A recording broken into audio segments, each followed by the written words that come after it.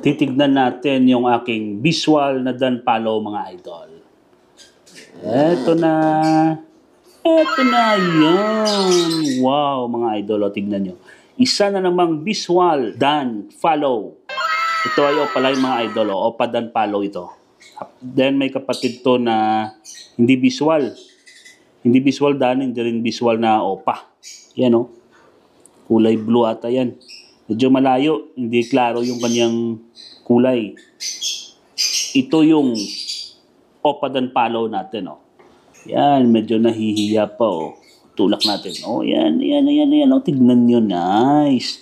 Namumula ang mga mata na parang isang vampira. Pero ito yung the best mga lods, oh. Yung nagpo-poster, tignan nyo. Yan. Oh, namumula ang mga ulo.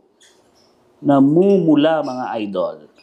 Yan, o zoom natin ha. Yan, pulang-pula ang ulo dahil mga post-RF yan mga idol.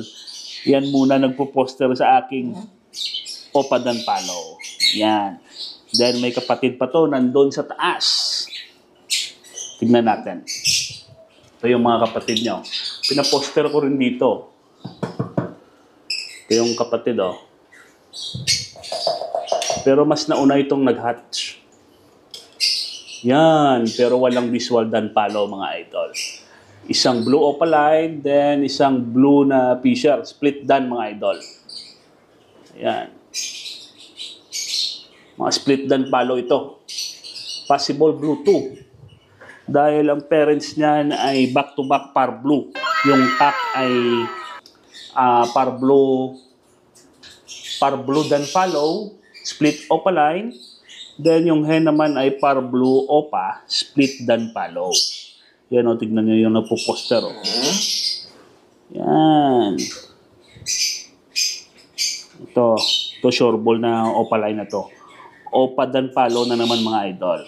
Kapatid ito ng aking kambal. Ito yung kasunod na nag-clutch. Yan. At meron pa itong mga itlog. Hindi to. O, ito. Yan. Kapatid din nila ito. Hindi pa nag-hatch. So, wala pang hatch. Tapos ito pa. Kapatid din nila yan. Yan. So, tignan natin yung mga itlog, ha. Yan, o. Yan. Mga itlog yan ng Dan Palo, mga idol. Tapos, ito pa sa kabila. Itlog din ito ng ating Dan. Ito, oh. Yan, oh. Yan. Tignan nyo. Yan. Puro fertile. Yan, mga lods. Yan yung poster. Okay, balikan natin yung Dan. Tignan nyo. Ang pupula ng kanilang mga ulo. Tignan nyo yung kako. Yan. Yung mga kapatid yan, mga idol na Red Factor. Ginawa ko lang muna na pamoster sila. Yan. Yan yung ating Opa Dan Palo. Alright.